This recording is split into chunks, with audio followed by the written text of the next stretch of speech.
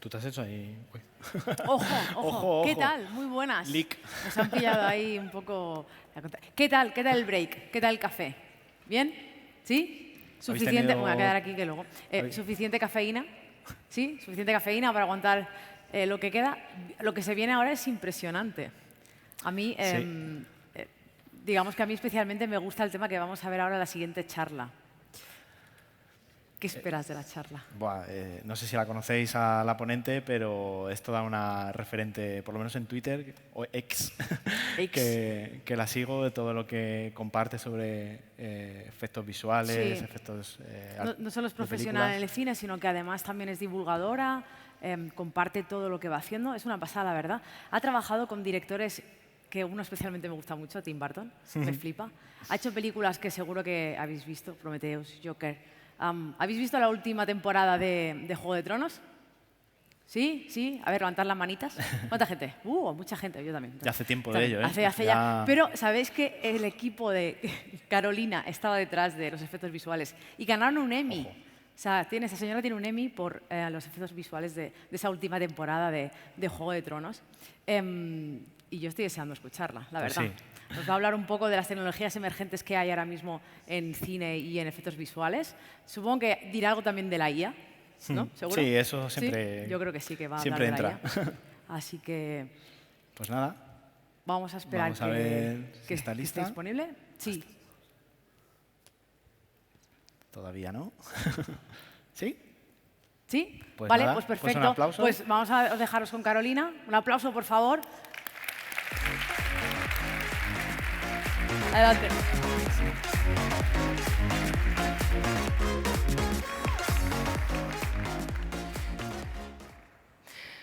Hola a todos, muchas gracias por venir a escucharme y muchas gracias por tenerme aquí de nuevo. 5 años después de mi primer TechFest, estoy aquí de nuevo y estoy muy, muy contenta.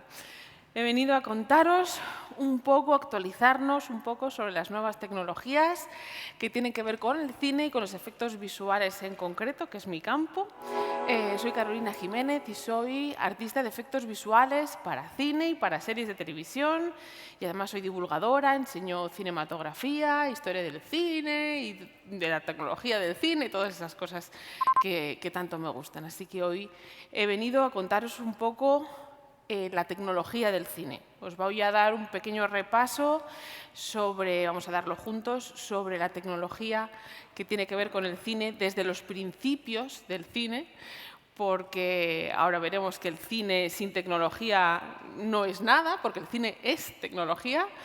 Y vamos a hacer un pequeño repaso sobre esos avances tecnológicos que se han ido sumando unos sobre otros para ir haciendo avanzar la tecnología del cine y el cine en sí y las herramientas que tienen los cineastas para poder contarnos historias. Y después, en último lugar, quiero que repasemos esas últimas tecnologías que tanto ruido están haciendo últimamente y que están preocupando a la industria y al público y de lo que tanto nos preguntáis vosotros sobre qué está pasando y sobre qué va a pasar. Vamos a intentar especular un poco y intentaré al final responder vuestras preguntas si tenéis algunas. Haré lo que pueda porque en esto no hay futuro predecible exacto, pero bueno, vamos a intentarlo, vamos a intentarlo. Pues efectivamente, la tecnología de los efectos visuales o los VFX en inglés, que son las siglas de los efectos visuales en inglés. Pues vamos a repasar eso, la tecnología del cine desde sus inicios. Porque, como aquí me gusta a mí expresar, de esta manera yo siempre digo que el cine es tecnología. De hecho, el cine es la conjunción perfecta entre ciencia y arte, si queremos hablar en global, o entre tecnología y narrativa, el arte de la narrativa. Si los artes narrativos son la literatura, o el teatro, o el cine, y la tecnología en general forma parte, obviamente, de la ciencia, pues la conjunción perfecta de ciencia y de arte narrativo es para mí el cine. De modo que no se puede entender el cine sin la tecnología. Y como esas son de las dos cosas que más me apasionan a mí, que son el cine y la tecnología y la ciencia, pues vamos allá.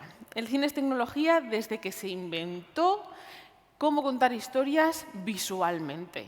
Podemos hablar de sombras chinescas o de pinturas rupestres, pero no nos vamos a ir tan atrás en la historia, que tampoco hace falta, porque cuando la tecnología comienza a hacer su incursión en cómo contamos historias, podemos hablar de los inicios comunes que tiene el cine y la fotografía, por ejemplo.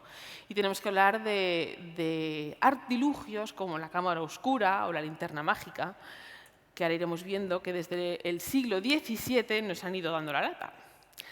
La cámara oscura no era más que una habitación, es el precursor de la fotografía, y era una habitación oscura en la que se hacía un pequeño agujero y se dejaba pasar un mínimo rayo de luz, y ese rayo de luz proyectaba las imágenes que había en el exterior invertidas, porque la física así lo manda, y eso son los inicios básicos de las cámaras fotográficas. La cámara oscura, una vez convertida de habitación en cajón, se convierte en una cámara fotográfica. Y esos también son los inicios de la linterna mágica, que fue inventada por Christopher Huygens en 1659. Y no es más que un proyector, es el primer proyector que proyectaba imágenes que estaban dibujadas sobre cristal utilizando la luz de una vela, claro, lógicamente todavía. Había versiones más complejas en las que teníamos cristales rotatorios con diferentes viñetas que ayudaban a ilustrar la historia que contaba un narrador, o incluso se podían proyectar sobre ya una pantalla que hacía las veces de pequeño proyector, pequeño cine, para uso y disfrute del público, muchas veces los más pequeños. Y entramos en cómo el cerebro percibe las imágenes estáticas, que hasta ese momento eran imágenes estáticas y lo siguen siendo, hoy en día también, pero tenemos que hablar de lo que es la persistencia retiniana, que es la facultad que tiene el cerebro de percibir ilusión de movimiento cuando las imágenes fijas, no móviles, que pasan delante de nosotros, pasan lo bastante rápido como para que el cerebro no pueda distinguir entre unas y otras. Es el principio en el que se basa el folioscopio, que es este invento que tenéis aquí, que al menos los de mi generación habréis jugado en el colegio a dibujar el muñequito que va cambiando de postura en las esquinas de un libro, después pasamos las hojas rápidamente y parece que el muñequito se mueve. Es el mismo principio, el del folioscopio, que es así como se llama este artilugio también de contar historias, y también se basa en la persistencia retiniana. A partir de 16 fotogramas por segundo, el cerebro deja de ver el salto entre los fotogramas y empieza a percibir movimiento. Y basándose también en esa persistencia retiniana, teníamos inventos que no eran más que entretenimientos de salón, como el, atención, fenaquistoscopio, que fue uno de los muchos inventos con nombres raros que hacían uso de este mismo proceso cerebral. Y en este caso eran ruedas, como había que hacer las cosas girar, solían ser artilugios redondos, y había que mirar a través de unas hendiduras y mirar a través de un espejo, que funcionaba algo así. Y el muñequito que iba cambiando poco a poco de postura, tenía que ser un movimiento cíclico, los veíamos moverse, parecían moverse, siendo, como os digo, obviamente, imágenes estáticas. Se cambiaba el disco y cambiando el disco se cambiaba el bicho y el movimiento. No daba para mucho más, pero bueno, algo es algo. El zoótropo usaba el mismo procedimiento, lo que pasa es que ya no hacía falta un espejo, en vez de un disco era un cilindro, también tenía sus grietas a través de las que mirar, se le hacía girar y todo el mundo alrededor podía mirar por las ranuras y ver moverse a la ranita o al caballo o a lo que tocara. Estos juguetes, que no eran más que inicialmente curiosidades que hacían uso de este fenómeno de la persistencia retiniana, empezaban a hacernos entender que podíamos hacer que las cosas parecieran moverse cuando estamos contando historias, en este caso pequeñas historias. Y llegamos inevitablemente a la unión de fotografía y los inicios del cine. Yo creo que de alguna manera esta es la primera película, el famoso caballo de Edward Muybridge, que fue el famoso caballo a la carrera, que este fotógrafo e inventor pues tuvo la idea de hacer. No fue sencillo para él porque obviamente la tecnología todavía no permitía grandes cosas. Esta fue la primera vez que se hizo. Montó grandes sábanas blancas a lo largo de un recorrido en el que hizo cabalgar un caballo. El caballo obviamente necesitaba bastante espacio para poder cabalgar, de modo que se usaron muchas sábanas blancas y varias cámaras fotográficas puestas en línea que iban a tirar fotografías del caballo al pasar, que después al ponerse juntas tenemos la famosa imagen del caballo al galope. Entonces, aquí todavía podemos percibir ligeramente el paso entre fotografías, vemos un pequeño salto en los fotogramas, en el paso ya podemos hablar de fotogramas, no solamente de fotografías, y yo creo que esta es la primera película en movimiento que podemos percibir, gracias a él. Y llegan los inventos que precedieron al cinematógrafo, estrictamente hablando, que fue el kinetoscopio, era un cinematógrafo monopersona. Como veis, la película estaba enrollada haciendo una serie de curvas y había que echar una moneda, era como una especie de videojuego. Se echaba una moneda, se miraba por el visor y veías pasar la película que iba pasando a la velocidad que pudiera para ver cosas que se movían. Y como veis, eran una especie de salones de juego donde había varias, echabas tu moneda y mirabas la película pasar, que duraba unos segundos nada más, pero era una curiosidad, porque ya empezaba a ver una película que pasaba delante de un visor. Y el siguiente paso natural fueron los hermanos Lumière, que finalmente inventan el cinematógrafo. Ahora sí que podemos hablar de la palabra cine, cinematógrafo, cine como lo vamos a entender hoy en día, que efectivamente era una mezcla entre los inventos de proyección, como la linterna mágica, y ya los primeros pasos cinematográficos. Esta es la primera película considerada, aparte del caballo de Muybridge, de la historia del cine. No se considera película de ficción, porque es más del género documental, puesto que simplemente pusieron una cámara de cine filmando la llegada del tren a la estación, que es así como se llama. Ese es el título de esta película.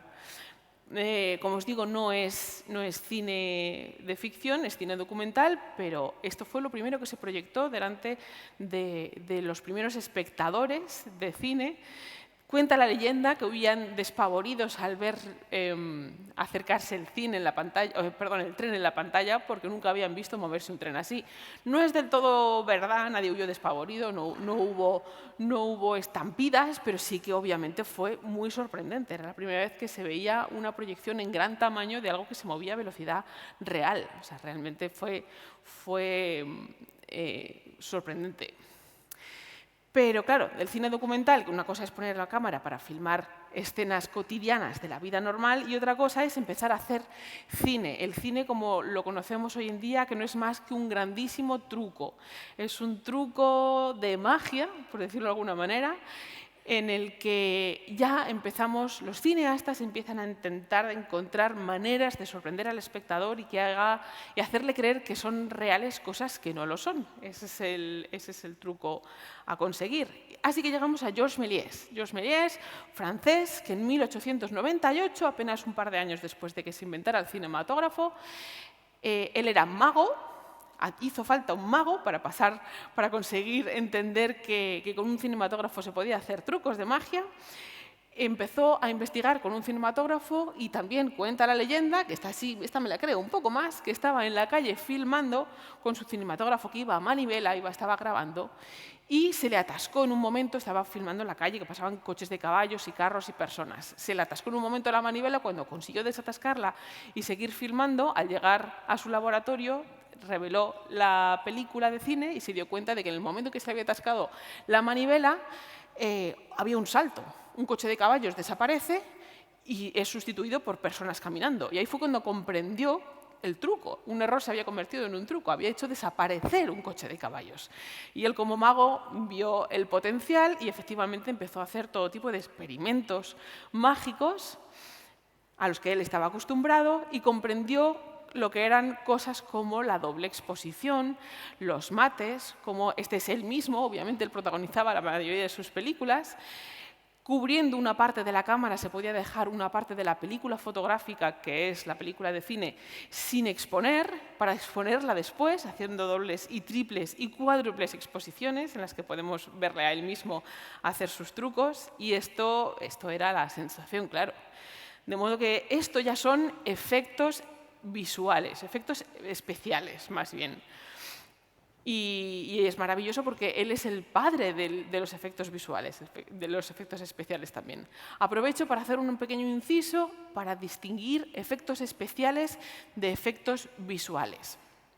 Podemos hablar de efectos especiales en general en el mundo del cine, pero si queremos ser un poco más estrictos, los efectos especiales son los efectos que tienen lugar durante el rodaje delante de la cámara. Son los efectos prácticos, los efectos reales, que pueden incluir las explosiones, incluyen las maquetas, fuegos reales, incluyen disfraces o incluyen sangre falsa. Todo lo que sucede delante de la cámara mientras estamos rodando son efectos especiales. Y los efectos visuales son lo que sucede después de que hemos terminado de rodar, en postproducción. Antaño, obviamente, eran trucaje fotográfico. Implicaba pues, componer diferentes películas filmadas, o hacer cortes, o hacer dobles exposiciones. Todo eso eran efectos visuales que se hacían después de haber filmado. Y hoy en día, obviamente, son todos digitales. Por eso los efectos visuales hoy en día son digitales. Son todo por ordenador, pero los efectos visuales son tan antiguos como el cine, gracias a Méliès. Y no solo Méliès, también tenemos un padre, un pionero de los efectos visuales y especiales español, llamado Segundo de Chomón, nombre que me fascina.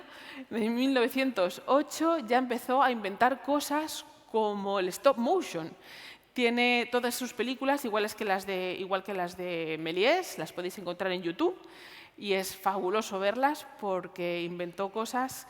Una de sus películas, que se llama El Hotel Eléctrico, lo llamó así porque es una película en la que podemos ver cómo los objetos en un mágico hotel se mueven solos. Los cepillos limpian los zapatos de los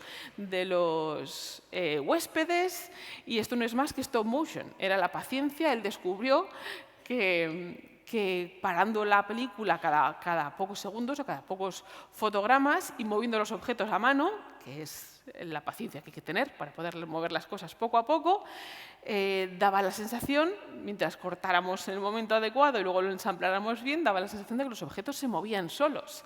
Esto es invención española, como os digo, es invención de Segundo de Chomón en su película El Hotel Eléctrico. Os invito a buscarlo en YouTube porque es fabuloso ver cómo esto que parece moderno es así de antiguo, así de antiguo. Y pasamos a más tipos de trucos. Tenemos que hablar de Harold Lloyd, por ejemplo.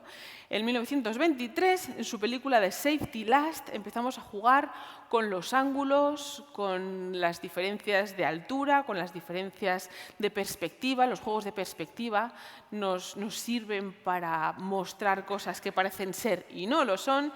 Y esta es una de mis favoritas, porque aquí parece que se está jugando la vida, y ese es precisamente el aliciente de una película como esta, en que la tensión es máxima porque parece que nos vamos a caer desde una torre muy alta, y en realidad el truco es simplemente ocultar lo que no queremos que el espectador vea, porque no había tal peligro. Algo hay, pero no tanto como parece, porque es así como está montado. Es decir, el cine, da igual el truco que usemos, es siempre un truco, especialmente cuando queremos causar sensaciones de este tipo.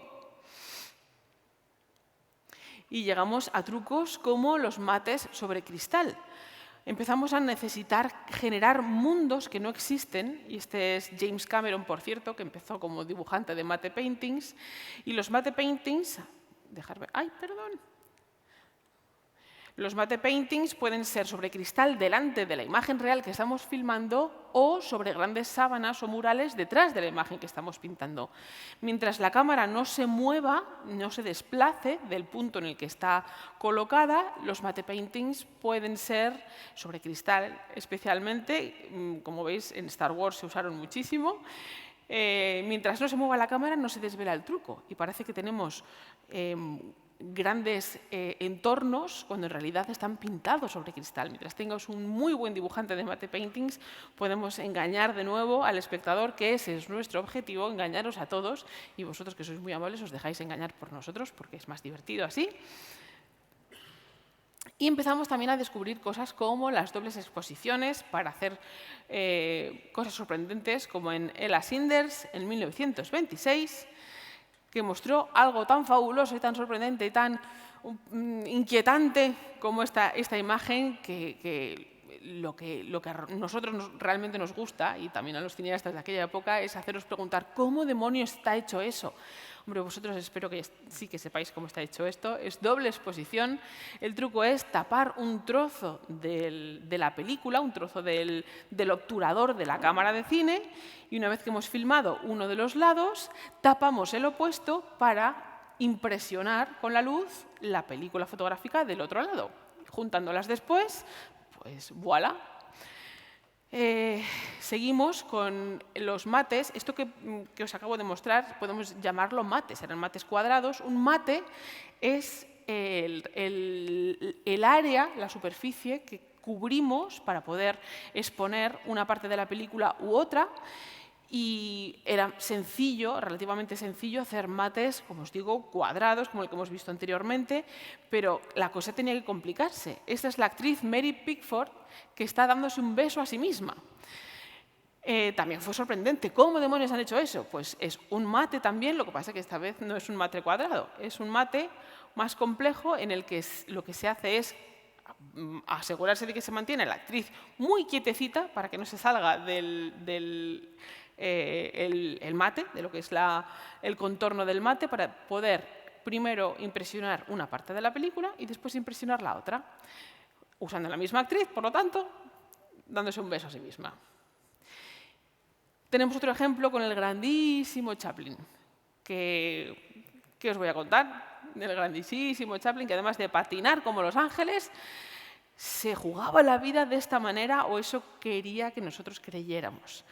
Esta es una de las escenas de tiempos modernos más fascinantes que hay. Cuando aquí parece que se va a caer, realmente no se estaba jugando la vida. Es otro ejemplo de mate sobre cristal en el que el agujero no existe, está dibujado sobre el cristal y está puesto delante de la cámara con mucho cuidado para que coincida exactamente con el decorado. La única manera de que este truco no se desvele es asegurarse de que, una vez más, la cámara no se mueve. Si movemos la cámara, el dibujo sobre el cristal va a flotar sobre el fondo y se va a descubrir el truco. La cámara puede rotar, pero no se puede trasladar. ¿De acuerdo? O sea, el movimiento nodal está permitido porque eso no va a cambiar el paralaje entre el fondo y el primer plano, pero en cuanto nos desplazáramos se desvelaría el truco. Así que ese es el truco en este caso también. Y empiezan a venir otro tipo de trucajes utilizando el color, aún estando todavía en el cine en blanco y negro. En el Ben-Hur antiguo, en uno de los más antiguos, tenemos este truco en el que el maquillaje de las actrices era de colores. A pesar de que, obviamente, el cine es en blanco y negro, pero utilizando filtros de colores delante de la lente y eliminándolos en el momento adecuado, podíamos hacer que la película impresionara las cosas del color que no correspondían o que no coincidían con el color de la lente. Al retirar el color de la lente, imaginemos que el maquillaje de las actrices es verde. Si ponemos un filtro verde sobre la pantalla, perdón, sobre el obturador de la cámara, no se va a percibir. En cuanto lo retiremos, se percibe como oscuro, obviamente, como gris. Y es algo parecido, lo mismo se utilizó en este truco. Este truco no es más que un filtro de color que se elimina en el momento adecuado para que la película pueda capturar el maquillaje que está oculto por el filtro. Son, como veis, efectos especiales y ya son efectos visuales, en este caso son más especiales que visuales, pero la obsesión de los cineastas por tratar de sorprender al espectador y que no sepa cómo está hecho el truco viene de muy, muy atrás. Buster Keaton es también uno de los magos en este sentido, que parece que salva el agujero en el puente gracias a 2 camiones que pasan casualmente en ese momento. También parece que se juega la vida, realmente es un mate también. Primero se impresiona la parte de arriba de la película viéndole pasar por un puente completo y después se impresiona la parte de abajo. Y empezamos a llegar a los mates móviles. ¿Cómo hacemos mates móviles? Porque hasta ahora hemos visto mates estáticos. Pero si queremos que los mates sean móviles, nos viene a la cabeza ya los fondos croma, los fondos verde croma, los fondos azules croma. ¿Cómo hacemos para poder eliminar un fondo, para poder sustituirlo después por algo? Pues este es uno de los primeros mates móviles que existieron, que ya se empezó a utilizar en el cine todavía en blanco y negro, los mates de color. Gracias a que se utilizaban, primero se impresionaba la película utilizando un fondo de color, después podía, mediante el manipulado químico de la película, dejar solamente una parte expuesta a la luz y después volverla a exponer. Y es algo parecido a lo que se hizo en El hombre invisible. Aquí lo que se hizo fue filmar al actor con ropas claras. El actor iba completamente cubierto de vendas de terciopelo negro para que no reflejara la luz, de modo que no impresionaba la película de cine. Y después esa película volvía a ver si os lo puedo poner otra vez, volvía después a utilizarse para filmar los fondos. Y así tenemos a alguien que se mueve pero no existe. Son los primeros colores croma. Como veis, el primer color croma de la historia del cine no es ni azul ni verde, es negro. Es el negro que se utiliza porque el negro obviamente no impresiona la película. Y el siguiente color, bueno, fue el naranja, se utilizó también el naranja en los procesos de las lámparas de sodio. Y el siguiente fue el azul, efectivamente. El azul ayudaba a discriminar también mediante procesos químicos y procesos complejos en los que se hacía una exposición de la película por complicados procesos químicos que ahora no vienen al caso, pero vosotros os fiáis de mí porque es así como se hacía. Y pasamos del blanco y negro al color. El Technicolor, por fin, nos permite ver películas en color y era en sus inicios algo complejísimo. La única manera de tener color era poder impresionar 3 películas diferentes utilizando un prisma muy especial que separaba la luz en 3 colores distintos, como hacen los prismas que nos dan los arcoíris, pues en este caso lo separaba, pero solo en 3 colores. Y cada color, cada refracción de la luz en cada color impresionaba una película diferente, de modo que teníamos que filmar la película usando 3 rollos de película fotográfica, cada una en su color, que después se ponían juntas para poder dar la película completa. Y pasamos, ya tenemos de nuevo los fondos azules. El azul croma se convierte en el siguiente color croma por excelencia y se utiliza el azul, si me preguntáis por qué, y es que normalmente lo que queremos discriminar del fondo, lo que queremos separar del fondo suele ser un actor. Los actores, los seres humanos, tenemos el color de nuestra piel, tiene componentes rojos, tiene componentes amarillos, pues somos naranjas, marroncillos, dependiendo, unos más que otros, dependiendo de cuánto nos haya dado el sol, pero lo que sí que el color que más se aleja del color de la piel, el componente que menos tenemos en el color de la piel suele ser el azul. De modo que si utilizamos el azul para el fondo, es más fácil discriminar el color de la piel y, en general, la silueta de un actor. Es importante, por lo tanto, que el actor no lleve ropa azul, como podemos ver en uno de estos ejemplos que tanto me gustan a mí del Día de la Marmota. Cuando tenemos a Rita vestida de azul delante de la pantalla pasa esto. Esto es una manera muy, muy graciosa de explicar por qué, si vamos a utilizar un fondo azul, no nos pongamos ropa azul. Y el azul, ya en la era digital, también se sigue utilizando, especialmente cuando tenemos verdes en los fondos, que va a ser difícil de discriminar. Y ahora el verde es, por excelencia, el color de mi profesión, porque desde la era digital el verde es más útil que el azul. Salvo, como os digo, que tengamos plantas o que estemos rodando en exteriores donde haya vegetación obviamente verde y entonces se nos van a contaminar unas cosas con otras, pero los utilizamos incluso bajo el agua. Y este es el motivo por el que el verde es más útil en la era digital.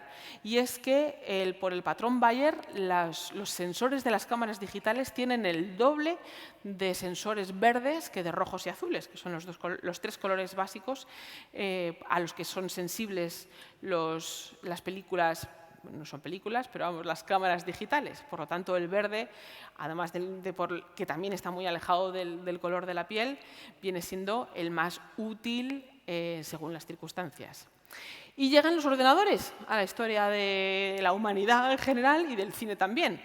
Estos ordenadores, madre mía, para hacer películas con estos ordenadores. Tenemos en 1972 la primera animación 3D hecha por ordenador. Y está hecha por Ed Catmull, que es uno de los cofundadores de Pixar, nada menos. Lo que vemos es una mano hecha por aristas y es precisamente la mano de Ed Catmull. Esta es la primera animación de la historia de la humanidad hecha en 3D por ordenador. No fue nada sencillo de hacer porque combina técnicas muy rudimentarias de escaneado tridimensional. Este documental también lo podéis encontrar en YouTube si queréis verlo. Y después, una vez que tenían todas las aristas, hubo que rellenarlo con superficies, que no son más que polígonos. Estaba, como veis, muy poligonizada, pero aún así se pudo sombrear y se pudo animar, haciendo moverse esos puntos que formaban la mano. Creo que ahora viene... Efectivamente, hicieron un molde de su mano y aplicaron las aristas que podían resumir el volumen en el que formaban esa mano. Y por esos puntos, esa selección de puntos, y con un muy rudimentario escáner que iba calculando la posición relativa de esos puntos entre sí, se pasaba esa información a un ordenador que después que era digitalizado. Fijaos, ese es el escáner. Había que mover los puntos de escáner que iban a darle al ordenador la localización tridimensional de cada punto para después generar esa mano que iba a ser movida. Fueron meses y meses de trabajo para hacer una mano hecha de líneas blancas y moverla un poquito. Pero bueno, son los inicios del 3D hecho por ordenador. Y claro, el cine dijo, esto hay que aprovecharlo. ¿Cómo podemos aprovechar que ya tenemos imágenes móviles tridimensionales hechas por ordenador? Pues en Future World, en 1976, utilizaron estas imágenes. Esta es la primera película que utiliza imágenes en 3D hechas por ordenador. Lo que pasa es que no están hechas para la película.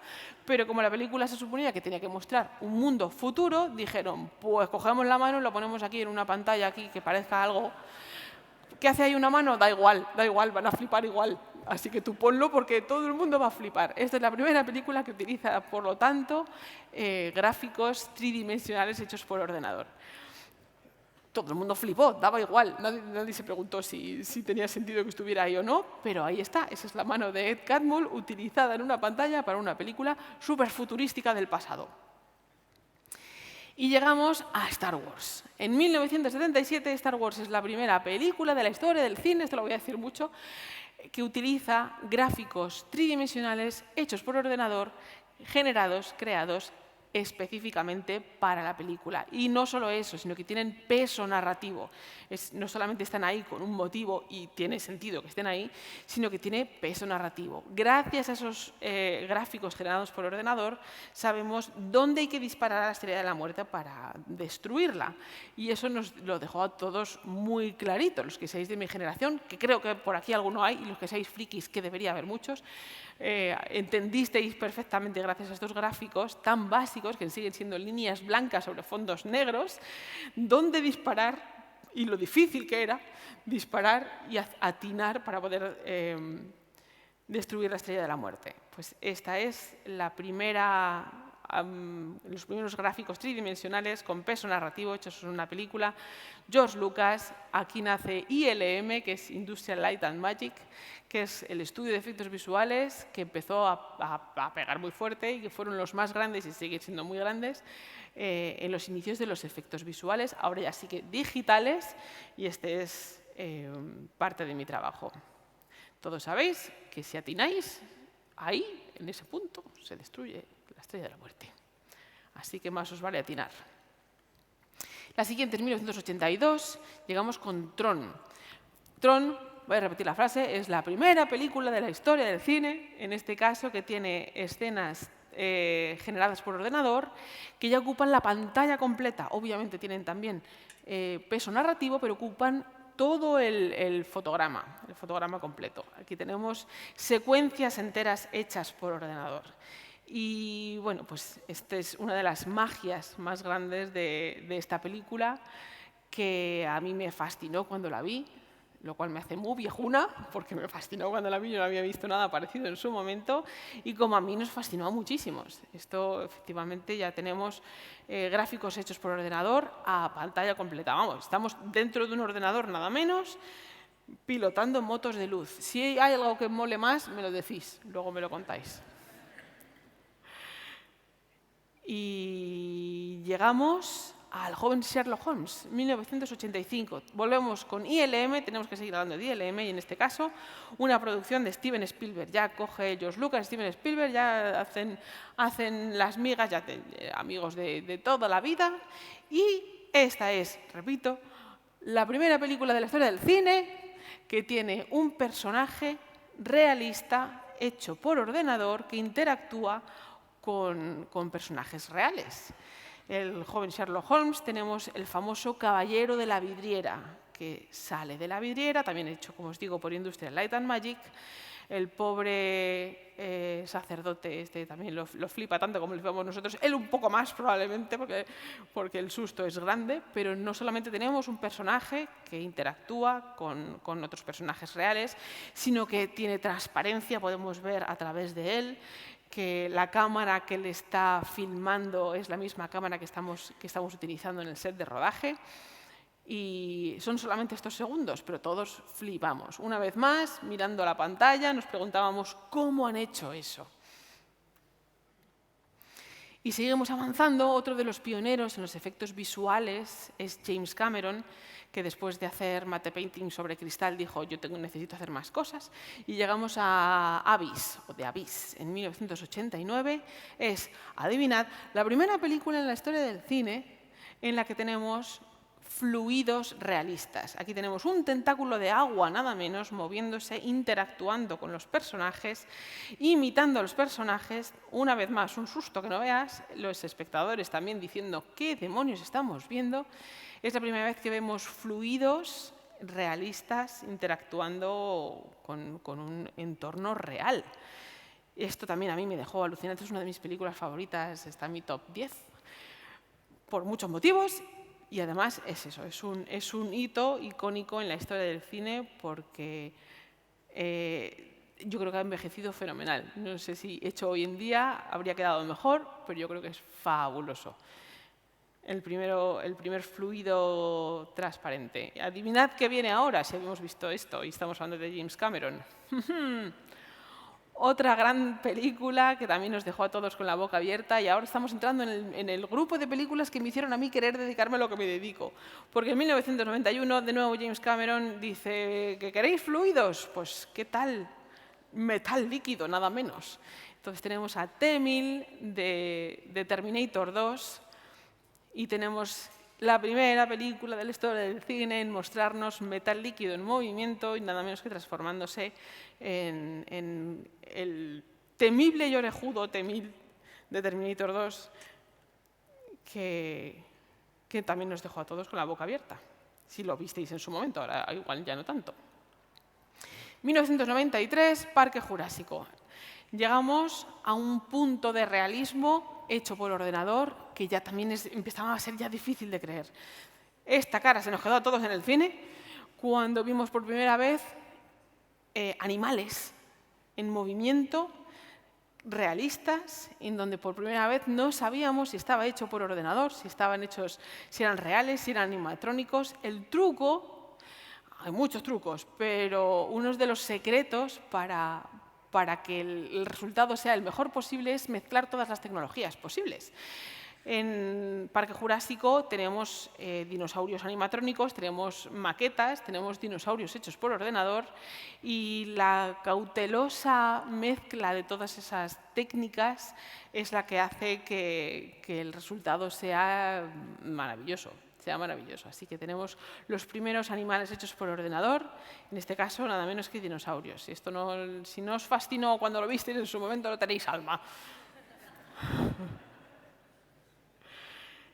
Especialmente los tiranosaurios. Si tenéis ocasión de ver los documentales de cómo se hizo esta película, es increíble ver qué tiranosaurios eran reales, qué tiranosaurios eran digitales, cuáles eran mecánicos y cómo mezclando unos y otros en diferentes secuencias pues estás perseguido por los tiranosaurios. Y voy a repetirme, la primera película en la historia del cine hecha enteramente por ordenador y solo por ordenador en 1995 llega Toy Story. Pixar hace historia, una pedazo de historia, generando la primera película que no solo es una película hecha entera por ordenador, es que es muy buena película, demostrando que se puede hacer muy buen cine, con una muy buena historia, con corazón, con muy buena estructura, con personajes, con todos los elementos indispensables necesarios para una buena película, toda hecha por ordenador. Ya podemos hacer cine solo usando ordenadores. Obviamente, si habéis visto, y yo sé que sí, las 3 Toy Stories, hay saltos cualitativos grandes entre la primera, la segunda y la tercera, obviamente. Estas texturas, esta iluminación, están especialmente los seres humanos, que es donde más cuesta, porque los juguetes son más sencillos de hacer. En general, siempre el modelado inorgánico es más sencillo de hacer que el orgánico, pero aún así es un primer un primer éxito fabuloso, fabuloso. Que, por cierto, hablando de lo de los ordenadores, no se nominó a los Oscars a Tron por los mejores efectos visuales porque se consideraba que hacerlo por ordenador era hacer trampa. Así que Tron tenía que haber estado nominado y probablemente haber ganado los mejores efectos especiales en los Oscars aquel año, pero no se le permitió la nominación porque costó un poquito que se considerara que se podía hacer arte usando un ordenador. Era como, ¿ordenador, arte? No puede ser. Si es ordenador es trampa. Pues estoy aquí para demostrar lo contrario. 1999, Matrix, un par de años después nada más. Y tenemos un nuevo avance tecnológico que mezcla efectos visuales con efectos especiales. Tenemos el bullet time. En el bullet time tenemos la tecnología que nos permite generar un montón de cámaras alrededor de la acción, de tal manera que podemos después pasar a la velocidad que queramos para tener ese efecto móvil en el que, generando después el fondo por ordenador, tenemos el famoso efecto Matrix del bullet time, que también hizo historia. Con El Señor de los Anillos, con la trilogía del Señor de los Anillos, tenemos también uno de los primeros personajes orgánicos, realistas, perfectamente integrados, como es Gollum, el Gollum del Señor de los Anillos, que también nos dejó a todos alucinados por el gran realismo de entonces, que se ha superado, pero en el momento era algo que no habíamos visto jamás. Avatar también tuvo grandes avances. James Cameron volvió a ser el pionero en el motion capture, que es la captura de movimiento, en el que los personajes digitales están interpretados por actores, no solamente corporalmente, sino facialmente, para después poder pasar ese movimiento a los personajes digitales. Y así ha ido avanzando la tecnología de los efectos visuales desde aquel momento hasta ahora. Este es un esquema muy rápido de todos los elementos, todos los departamentos y cómo interactúan entre sí, que no es nada sencillo. Somos muchos departamentos diferentes, cada uno con nuestra especialidad, en el que vamos trabajando un poco por turnos. Tomar fotos si queréis, no hay ningún problema, pero este mismo esquema lo tengo en mi blog. Si a alguien le interesa, pues echarle un vistazo a mi blog o escribidme, yo os lo mando, no pasa nada, y os cuento cómo funciona. Y esto es un poco una explicación de lo que es un plate. El plate de rodaje es la imagen rodada. Hice este vídeo muy rápidamente para poder enseñar en qué consiste un plate de rodaje, para que veáis qué se rueda, cómo utilizamos lo que se rueda para después eliminar lo que sobra, normalmente los fondos croma, también los cables y otras cosas que puedan sobrar, para poder añadir las cosas que faltan digitalmente. Como veis, suelen ser verdes o azules hoy en día, ayudados de los Chroma Ninjas, que son esos asistentes de rodaje sin los cuales es muy difícil trabajar, gracias a ellos. Si queréis algún día sentiros un poco como en un rodaje digital, vestidos de verde croma. Y así va funcionando el trabajo digital que hacemos hasta ahora. Muchas horas, a veces nos cabreamos como Hulk. Como veis, ahí se mezclan personajes digitales y reales, entornos digitales, y así vamos avanzando.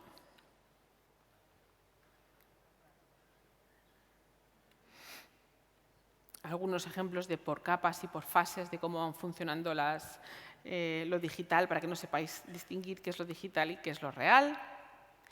Y tenemos que llegar ya a los avances tecnológicos, a los últimos avances tecnológicos, que no solamente son avances en efectos visuales digitales, algunos son avances en efectos especiales, en efectos prácticos. Este es uno de los últimos que ha generado Disney, está creando Disney, todavía está en fase de pruebas, están creando estos robots inteligentes que saben saltar y que saben caer y que saben calcular en todo momento, ya utilizando inteligencia artificial, saben calcular en todo momento la posición, la velocidad y la altura en la que están para caer siempre en el mismo punto, y están inventados, pues obviamente por tecnología también digital, pero están inventados inicialmente para ayudar en parques temáticos, pero todos sabemos que no vamos a tardar mucho en que estos robots inteligentes acróbatas hagan que las acrobacias en cine, cuando nos toca hacer cine de acción, sean más seguras, para que no se juegue la vida el actor o el doble de acción. Mediante triangulación y sensores y mediante inteligencia artificial son capaces de caer en el mismo punto una y otra vez, salvando vidas. Creéis que no, pero sí. Y pasamos a una de las últimas invenciones en el mundo de los efectos visuales, en la postproducción, y ya tenemos que hablar de producciones digitales. Hablamos del Stagecraft de Mandalorian, que no se ve por mi super acreditación, pero de la que soy muy fan. El Stagecraft es una tecnología novedosa que se ha inventado utilizando el ya antiguo truco de la retroproyección. La retroproyección no es un invento actual, ni muchísimo menos. Consiste sencillamente en proyectar una imagen detrás de la acción de los actores. Es muy antigua, como veis, se utilizaba sobre todo para los coches, para no tener que tener un coche en movimiento mientras estás rodando, y se ha usado y parodiado montones de veces en el cine, porque es tan sencillo como eso, poner una pantalla de proyección detrás de la acción para filmar lo que quieres que parezca que está sucediendo detrás del actor, que no está sucediendo, lo filmas previamente. Este es el truco, básicamente. Proyectando por detrás, el actor o la acción que esté sucediendo no proyecta sombras contra la pantalla de proyección. Y una vez más, el truco es no mover la cámara. En cuanto movamos la cámara, se va a descubrir el truco. Así que hay que no mover la cámara para que el encuadre de la cámara esté perfectamente alineada con la pantalla de la proyección detrás de la acción. Se utilizó para el Mago de Oz, como veis, para el tornado, también para salvar vidas, para no meter a nadie dentro de un tornado de verdad, que quieras que no, pues mejor. Se acaba mejor el día. Aquí Hitchcock lo utilizó para simular metiendo agua de verdad, haciendo que un tropel de agua de verdad rompiera la pantalla de proyección e inundara el set justo después, en el momento oportuno, para que pareciera que chocábamos contra el mar. Es decir, ya la imaginación de cada cineasta es el que nos da los trucos necesarios. Stanley Kubrick, en 2001, en Odisea del Espacio, utilizó proyección frontal, y James Cameron utilizó retroproyección para todas estas imágenes. Esta es de Eyes Wide Shut. Tenemos a Tom Cruise caminando sobre una cinta, y lo que tenemos detrás es todo irreal. Y eso que era una calle, que tampoco, pero se utilizó. Cuando es necesario, se utiliza. James Cameron lo utilizó también en Terminator 2. Y ahora vais a ver cómo la moto, yo siempre decía, ¿cómo han filmado eso? ¿Esa moto? ¿Cómo han filmado? Pues es como está filmada. Realmente la moto no se mueve. Lo que tenemos es detrás una pantalla de retroproyección mostrándonos lo que queremos que se muestre detrás de la pantalla. Ni el helicóptero vuela ni la moto se estaba moviendo. Un poco como dices, vaya hombre, pero así fue como se hizo. Y claro, lo que pasa es que, como os digo, la retroproyección tiene la limitación de que no podemos mover la cámara. Eso se solucionó por primera vez en Oblivion. Esta película, en vez de una sola pantalla delante de la cámara, lo que tenía fue un ciclorama, es decir, una habitación completa donde la retroproyección se hacía en todas las paredes, permitiéndonos cierto movimiento en la cámara. La cámara ya se podía mover, se podía desplazar, siempre que lo que proyectáramos en las pantallas fueran objetos lejanos, fueran paisajes, fueran nubes, fueran montañas lejanas. ¿Por qué lejanas? Porque si tenemos objetos cerca de la cámara o objetos a diferentes distancias entre sí respecto a la cámara, al mover la cámara y la proyección ser una proyección plana, no tenemos paralaje. El paralaje es el efecto mediante el cual, bueno, esto también se hizo en First Man. En First Man se montó también un ciclorama de pantallas LED en el que se proyectaban todos los fondos para poder filmar encima. Y ya me queda poco tiempo, ya voy. Este es el efecto del paralaje. Cuando tenemos diferentes objetos a diferentes distancias de un objeto móvil, los objetos más cerca de nosotros, si vamos en el coche, se van a mover más deprisa que los objetos que están lejos. De modo que por eso, si no vamos a tener sensación de paralaje, todos los objetos que proyectemos tienen que estar muy lejos, porque si no se nota el truco. Si queremos cosas a diferentes distancias, no va a funcionar, salvo que tengamos, efectivamente, como en estos ejemplos de cartoons clásicos, capas de diferentes objetos con diferentes transparencias para dar sensación de paralaje. La sensación de paralaje nos va a dar sensación de profundidad y, por tanto, de realismo. Y como nuestro objetivo es que creáis que es real lo que no lo es, pues el paralaje es muy útil. Y aquí llegamos con el Stagecraft.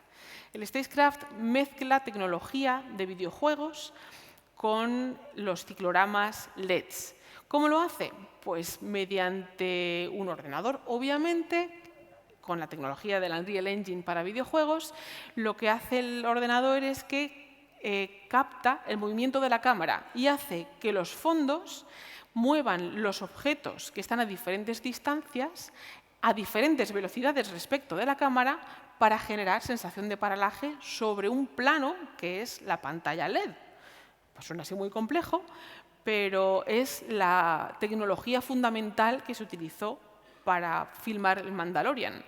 De modo que los fondos parecen moverse. Si miras a través de la cámara, los fondos no se mueven, los objetos no se mueven. Pero para cualquier otro que no esté mirando a través de la cámara, es un mareo porque, como veis, todo se mueve a diferentes velocidades, porque lo que están proyectando las pantallas está pensado precisamente para dar esa sensación de paralaje en efectos visuales. Y también tiene la ventaja de que no hace falta iluminar la escena. Estamos dentro de un ciclorama croma que le llaman el volumen, de volume, cuando estamos usando el Stagecraft, y la luz que emiten las pantallas LED sirve de iluminación, especialmente cuando tenemos materiales que reflejan y refractan, como es la armadura de mando del Mandalorian. Al ser plateada, pues refleja muchas cosas. Esos reflejos no hace falta generarlos por ordenador, ya vienen dados por las pantallas verde croma, por las pantallas LED, al igual que el color y las luces específicas. Con lo cual nos ahorra tiempo, bastante tiempo, de postproducción. ¿Quiere esto decir que no hay efectos visuales en postproducción? No, hay efectos visuales. Lo que pasa es que muchos de ellos tienen que hacerse en preproducción. También tiene la ventaja de que podemos modificar sobre la marcha el fondo. Podemos hacer cambios durante los rodajes, que eso es muy útil. De modo que, ¿quiere esto decir que las pantallas verde croma van a desaparecer?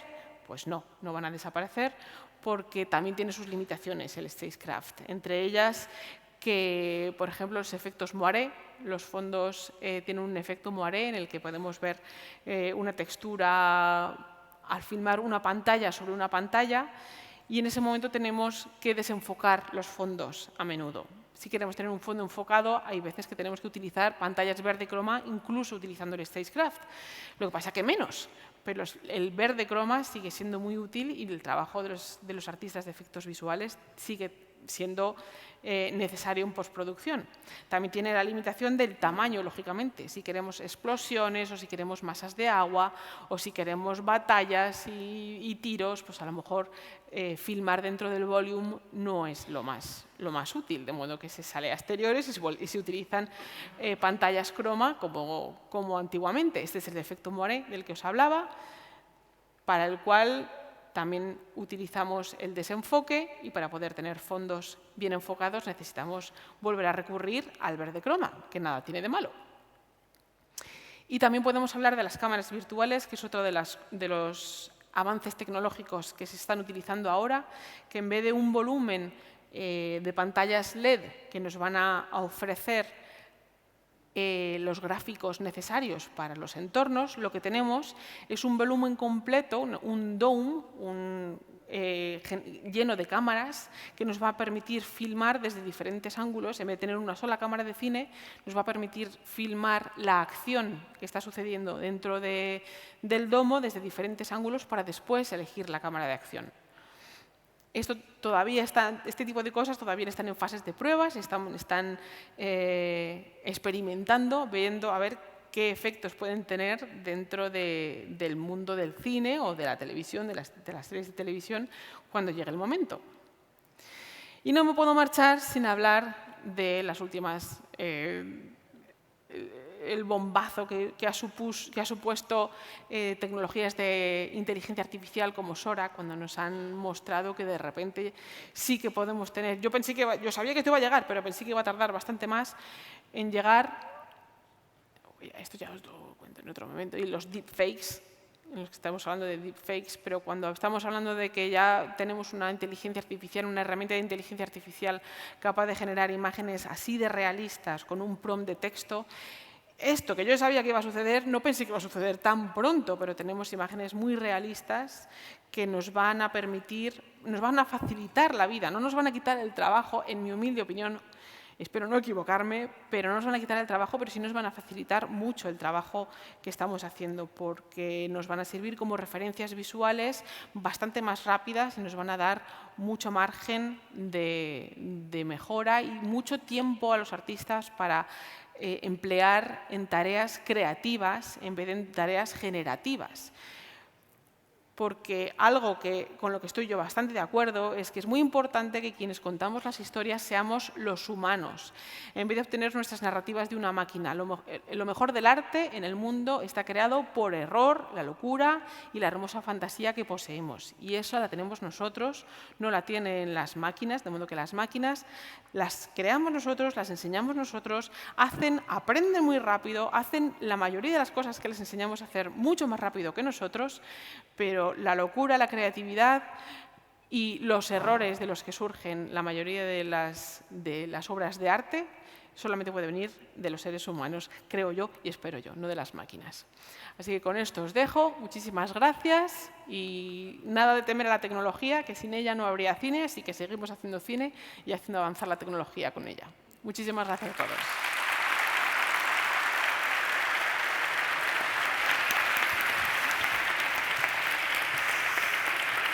Venga, aplauso. Ponte en el centro.